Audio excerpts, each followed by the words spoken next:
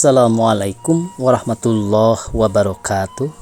Pemirsa dimanapun saja Anda berada, selamat berjumpa kembali dengan channel YouTube Insan Dongeng. Pada malam ini saya Bang Elgi akan melanjutkan dongeng klasik Salah Asuhan bagian ke-24. Selamat mendengarkan. Air mata itu pun segera pula kering karena kesedihan itu seketika berganti dengan kepanasan hati. Panas hatinya tidak terkira-kira mendengar tuduhan serupa itu. Yakinlah ia bahwa Nyonya Jensen yang sudah berbuat fitnah itu. Sakit hatinya karena orang lain berasa berhak akan menanyai di dalam suatu hal yang demikian kejinya. Tidak, sekali-kali ia tidak suka memperkatakan hal busuk itu dengan orang sembarangan saja. Hal memperkatakan itu saja sudah dipandangnya hina bagi dirinya. Maka diangkatnyalah kepalanya, disapunya air matanya, berkatalah ia dengan suara gemetar. Tuan, sekali-kali saya tidak akan memberi hak lain daripada hakim buat campur tutur di dalam perkara saya yang sesulit dan sebusuk itu. Cukuplah bagi Tuan dan anggota Bestur. Tuan, jika saya berkata di sini bahwa saya tidak bersalah, bahwa diri saya suci, lebih dari itu saya tak hendak berkata-kata lagi. Tuan boleh percaya atau tidak boleh percaya, itu perkara Tuan sendiri. Buat saya, tiadalah saya akan kembali lagi ke meja tulis di kantor ini, melainkan hendak pulanglah saya seketika ini. Maka berdirilah Kori sambil memberi tabik. Nanti sebentar, kata Tuan Direktur. Dan pada ketika itu sungguh membayang tanda kesedihan pada air mukanya. Nantilah sebentar, saya sendiri sekarang percaya betul akan kesucian Nyonya. Saya bukan kanak-kanak. Fitnah itu datangnya dengan surat buta terhadap kepada Por Yitler Bestur. Bah, sabarlah Nyonya. Berilah sempat kepada saya akan mempertahankan tempat Nyonya di sini. Terima kasih Tuan. Kata-kata Tuan itu seolah-olah sudah menjadi obat penawar hati saya. Kepercayaan Tuan atas tidak berdosanya saya akan saya junjung tinggi dan akan saya kenang-kenangkan. Kori menyapu-nyapu air matanya pula. Hanya buat tinggal bekerja di sini saya tak bisa. Beri izinlah saya pulang. Saya berasa bahwa Nyonya tentu tak senang lagi buat bekerja di sini, kata Tuan Direktur pula dengan amat belas kasihan. Tapi pikir-pikirlah dengan panjang, zaman ini susah benar buat mendapat pekerjaan. Saya percaya akan susah mendapat pekerjaan, Tuan. Tapi bagi orang yang suka bekerja, akhirnya ada jualah sesuatu buatan. Jadi, tetaplah Nyonya akan keluar? Iya, udara di sini tidak sehat bagi saya. Hal itu sudah saya ketahui pada hari permulaan masuk. Jika demikian, terimalah dari kasir 15 rupiah uang harian, 5 rupiah sehari dalam pekerjaan. Saya masuk bekerja bukan sebagai pegawai harian, Tuan. Terima kasih. Tuan Direktur mengulurkan tangan buat berjabat salam dengan Kori, lalu berkata, Nyonya tidak akan susah hidup. Keteguhan yang serupa itu membuka jalan yang terang dalam kehidupan ini. Ya, apa boleh buat, di sini kemasukan fitnah. Memang dunia ini busuk, tapi di tempat lain Nyonya akan mendapatkan kesenangan. Sekiranya Nyonya berkehendak, di mana perlu Nyonya boleh menyebut nama saya. Siapa tahu ada juga tolongan buat membuka jalan pada suatu tempat pekerjaan. Kori menjabat tangan Tuan Direktur itu dengan gembira meskipun ia sedang mengandung sedih. Terima kasih Tuan. Tiap-tiap tangan sahabat di dalam hidup kena bencana ini tidaklah akan saya tolak, kata Kori kepada direktur tersebut.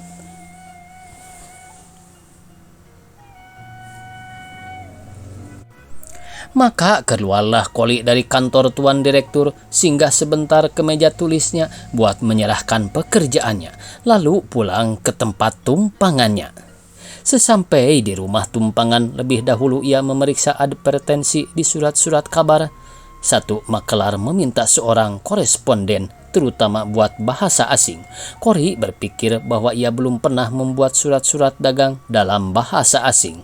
Tapi ia tahu bahwa ia amat paham di dalam bahasa itu, maka dengan tidak berpikir panjang, pergilah ia ke kali besar dan tidak lama antaranya berhadapanlah ia dengan kuasa kantor itu. Cory melihat sekeliling 3 orang klerk yang masih muda-muda, sedang cep kantor itu pun muda pula. Laku tuan itu menerima kedatangan Cory. Mulanya ada menimbulkan kemalu-maluan baginya karena tuan itu sangat manis budinya, terlalu manis terhadap kepada orang yang sebentar lagi akan menjadi sebawahannya. Pasal gaji, janganlah kita bermufakat dahulu. Demikian kata tuan itu dengan senyum manis sambil membasahi sapu tangannya dengan eau de cologne yang sedia sebotol di mukanya. Oh iya, di timur ini sangat pantas, apalagi di kali besar. Oh, bagaimanakah perangaiku yang tidak ingat akan peri kesantunan ini? Nyonya suka de cologne. Terima kasih, sahut Cory kepada tuan itu. Oh, baik. Gaji itu nanti menurut kepandaian. Koresponden buat bahasa-bahasa asing itu memang tidak tumbuh di tepi-tepi jalan. Jadi kalau dapat seorang yang ahli, dengan emas pun patut dibayar. Sesudah itu diberikannya lah beberapa helai surat yang mesti dibalas. Surat-surat itu hampir saja bunyinya dengan yang sudah-sudah. Contoh-contohnya ada pula sedia, jadi Cory tidak mendapat sesuatu kesusahan di dalam pekerjaan itu. Waktu jam membunyikan pukul 1, maka sebagai digerakkan oleh mesin, ketiga klerk itu bangkit dari kursinya, lalu keluar beriring-iring.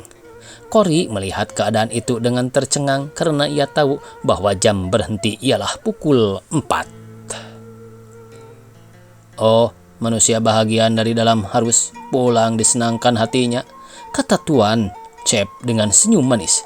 Kita pun tidak boleh tinggal kelaparan, kata yang satunya lagi. Maka diambilnyalah bajunya dari tempat gantungan yang dihiasi oleh cermin. Dikeluarkannyalah sebuah sisir kecil dari sakunya, lalu disisirnya rambut dan kumisnya, dan setelah menoleh ke kanan dan ke kiri, di muka cermin beberapa kali berkatalah ia, Zijo, Jijo. Lalu pergilah ia ke tempat Cory sambil menyapu-nyapu muka dengan sapu tangan yang baru disiram-siram pula dengan eau de cologne. Waktu itu Cory sedang menghadapi mesin tulis dan menarilah jari-jarinya di atas mesin itu. Tuan Cep berdiri di sebelahnya sambil berkata, bersedialah buat closement, marilah kita makan bersama-sama. Sebelum Cory menyahut, tangannya lalu sudah meraba jari-jari Cory yang sedang menari di atas mesin itu, lalu berkata pula, oh, jari-jari yang sehalus ini sebenarnya hanya baik buat bermain-main saja di atas mesin, dan janganlah ia dipergunakan buat pencaharian pengisi perut. Sebagai disengat kalajengking, Cory menarik tangannya lalu menyorongkan kursinya ke belakang. Sambil memandang kepada tuan itu dengan muka merah dan darah berdebar-debar. Tuan, hanya sekian kuasanya bersuara Cory itu. Oh, janganlah marah, Mevrouw. Kita sama-sama muda, dan saya bukan orang jahat. Nyonya tidak bersuami dan saya tidak bernyonya. Dan kita hidup di dunia ini hanya 70 tahun, paling lama. Marilah ke losmen, buat makan bersama-sama. Dan setiap petang dan malam, kota Betawi membuka tempatnya bagi orang yang hendak bersukaria. Maka sekali lagi tangannya mengulur hendak meraba tangan Cory dengan cepat berdiri dari duduknya, lalu mengukur tuan itu dari kepala sampai ke ujung sepatunya, sementara itu yang dipandangi tinggi, tegak lurus, sambil tersenyum. Cory terpekurlah memikirkan keadaan itu. Ia berasa dihinakan oleh orang itu, tapi ragu-ragulah hatinya. Apakah sebabnya maka orang itu datang-datang berani saja menghinakan seorang nyonya Belanda yang belum dikenalnya? Kenalkah orang itu kepadanya? Tahukah ia hal ihwal Cory dengan suaminya? Dan adakah pula tuduhan-tuduhan yang sudah bersarang di dalam kandungannya? Segala pertanyaan itu timbul di dalam kalbu Kori dengan tidak mendapat jawab yang pasti. Tapi sementara itu Kori bersalah bahwa ia tidak boleh semenit campur bekerja dengan orang itu, apalagi menjadi sebawahannya. Boleh jadi ia mengetahui bencana yang sudah menimpa Kori dan ia yakin bahwa Kori benar suka menjual diri. Jadi itulah gerangan sebabnya, maka tangannya dan mulutnya demikian lancangnya. Tapi boleh jadi juga bahwa orang itu luput semata-mata daripada peri kelakuan sopan dan santun. Disangkanya semua perempuan muda yang mencari pekerjaan ada menaruh maksud yang hina. Tidak heran kalau ia berlaku demikian. Segala sesuatu sudah menjadi alangan besar bagi Kori buat bekerja di tempat itu. Maka dengan tidak berkata sepatah jua diambilnyalah topinya dari tempat gantungannya, berjalan menuju ke pintu. Dan waktu keluar berkatalah ia dengan suara yang tetap, "Baik Tuan, maupun saya rupanya berkesalahan benar di dalam perbuatan ini. Yang Tuan cari ialah perempuan yang lain, dan yang saya cari pun ialah cep yang lain." "Tabik," kata Kori kepada cep tersebut. Maka keluarlah ia dengan tidak memberi sempat kepada tuan itu akan meminta maaf atas kesalahannya. Sesampai di rumah tumpangan, mengempaslah ia ke atas tempat tidurnya, lalu menangis terseduh-seduh. Tidak lama antaranya berbunyilah suara orang mengetuk pintu di luar. Dan oleh karena disangkanya babu yang minta masuk, maka disuruhnyalah masuk. Sedang ia tinggal berbaring. Maka terperanjatlah ia lalu duduk tergopoh-gopoh demi dilihatnya bahwa yang masuk itu ialah nyonya tua yang punya pensiun. "Oh, maaf," katanya dengan suara lemah lembut. "Janganlah nyonya segan-segan. Baiklah saya dipandang sebagai ibu nyonya sendiri." Lalu orang tua itu menyapu matanya. "Jika anakku masih hidup, barangkali umurnya dan tubuhnya serupa benar dengan nyonya. Janganlah nyonya malu-malu. Baru 4 hari nyonya di sini. Sebetulnya saya sudah mendengar hal ihwal nyonya. Pertama, saya tidak percaya. Kedua, bukan saya punya perkara. Asal di dalam pensiun saya tidak kejadian sesuatu apa. Peduli apakah saya atas hal-hal yang terjadi dahulu. Tapi sudahlah, Tuhan tidak mengizinkan orang yang tidak bersalah tinggal tertuduh. Tadi pagi suamimu sudah datang kemari. Meskipun ia baru kenal kepadaku tadi pagi saja, tapi ia tidak malu mempercayakan halnya kepadaku. Yang diceritakannya dari awal sampai akhirnya. Dengan menangis terseduh-seduh. Pendeknya suamimu yakinlah sekarang bahwa engkau tidak bersalah. Sedang ia sudah terdorong-dorong menuduhmu demikian kejinya." Kori memandang sejurus pada mata orang tua yang baik budi itu, dan percayalah ia bahwa nyonya pensiun itu bersih sampai ke hati-hatinya. Maka berkatalah, "Apa boleh buat nyonya? Nasi sudah menjadi bubur. Suamiku memang penderas. Ia menimbang lebih dahulu apa yang akan terjadi dari kata-kata atau dari perbuatannya. Sebab ia menuduh saya demikian kerasnya, dengan tidak memikirkan akan putus cinta saya kepadanya, dengan tidak mengikat bahwa suaranya akan terdengar oleh orang sebelah menyebelah. Maka ketanahlah nama saya olehnya. Nyonya tahu sendiri bahwa nama perempuan itu tidak ubah keadaannya dengan barang porselen. Jika ia sudah bercacat, tak mungkin dapat diperbaiki lagi. Di dalam pendapat suamiku, memang saya sudah nyata tidak bersalah. Tapi bagaimanakah saya buat memperbaikinya keluar? Di dalam 100 orang di luar yang mendengarnya, tidak kurang dari 90 orang yang akan tetap tinggal percaya atas kehinaan saya. Dapatkah kita berkeliling-keliling negeri, memaluk canang, menyatakan bahwa yang tertuduh tidak bersalah? Meskipun sampai dilakukan demikian, kebanyakan orang masih akan mendalam dan mencemooh, lalu berkata, "Mustahil ada asap jika tak ada api." "Iya, nyonya," sahut nyonya pensiun yang taat pada agamanya.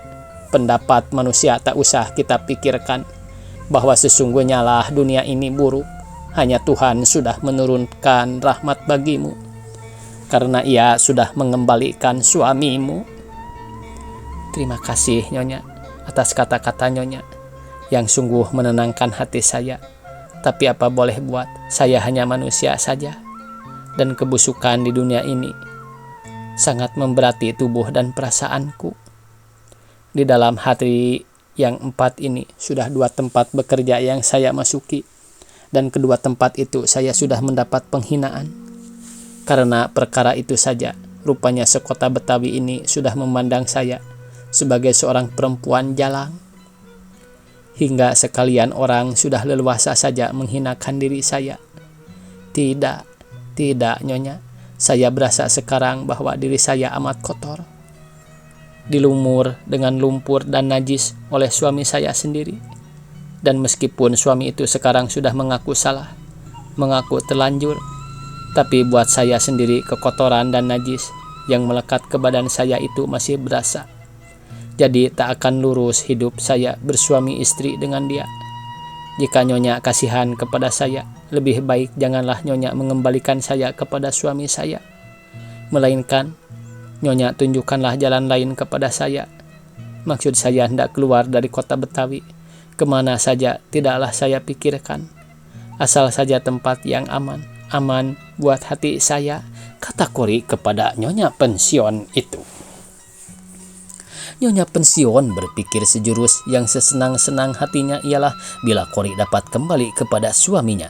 Tapi dalam pada itu dipikirkannya pula bahwa di dalam hal yang serupa itu lebih utama jika pertemuan Kori dengan suaminya jangan dilakukan segera, melainkan harus diberi antara. Tidak heran jika cinta Kori kepada suaminya hilang sama sekali setelah terjadi yang serupa itu. Oleh karena Kori berkata hendak keluar kota Betawi, maka teringatlah ia akan suatu jalan yang sebaik-baiknya. Dengarlah Nyonya. Demikian ia berkata dengan belas kasih. Percayalah saya bahwa hati Nyonya sangat panas terhadap kepada suami Nyonya. Tuhan jualah yang akan menceraikan antara Nyonya dengan suami sekarang. Tuhan jualah yang akan mempertemukan kelak.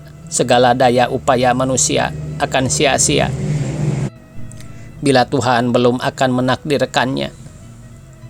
Saya ada mempunyai saudara perempuan tua yang sama peruntungannya dengan saya. Tidak bersuami, tidak beranak.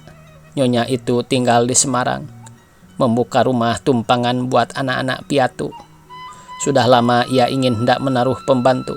Subsidi yang diperolehnya dari gubernemen sampai cukup buat penggaji pembantu itu. Tapi ia masih ragu-ragu dalam memilih orang, karena kehendaknya amat banyak. Pembantu itu harus serupa benar dengan dia tentang tabiat dan perasaannya. Kehendaknya saya sendiri harus ke sana, tapi saya tak suka pula meninggalkan kota ini, karena disinilah anak saya dan ayahnya berkubur. Sekarang saya ingat akan diri Nyonya, meskipun Nyonya masih muda. Tapi di dalam 4 hari ini saya tilik-tilik perangi dan pil Nyonya berlainan benar dengan anak-anak muda kebanyakan. Sukakah Nyonya ke Semarang? Oh, suka sekali, sahut Kori dengan gembira. Itu benarlah yang saya harap-harap, jauh dari Betawi, bekerja dan tinggal bersama-sama dengan Nyonya tua. Akan ganti ibu bagi saya. Tentang gaji, saya tak pandang. Rumah tempat berlindung, makan setiap hari, cukuplah. Buat pakaian saya tak minta banyak. Uang saya masih ada sedikit-sedikit di kantor bank. Jika Nyonya suka ke sana, saya menanggung akan diterima oleh saudara saya. Bilakah Nyonya hendak berangkat? Esok pagi, sahut Kori dengan tidak berpikir panjang. Sesungguhnya ia takut benar akan bertemu pula dengan Hanapi. Hal itu pun segera terpikir pula oleh Nyonya pensiun. Ia pun insaf. Jika suami istri hendak didamaikan, sebaik-baiknya mereka jangan dipertemukan sekarang. Karena pihak yang teraniaya Kori masih di dalam panas dan bernafsu. Hingga yang akan hendak dekat tentu akan lebih merenggangkanlah akhirnya pertemuan itu. Maka berkatalah ia, "Baiklah, Nyonya, bawalah surat dari saya. Tentu pintu rumah saudara saya akan terbuka bagi Nyonya." Maka semalam itu asiklah Nyonya pensiun itu menulis surat panjang kepada saudaranya menceritakan hal ihwal Qori dari awal sampai ke akhirnya sebanyak yang diketahuinya. Bersambung. Billahi taufiq wal hidayah. Wassalamualaikum warahmatullahi wabarakatuh.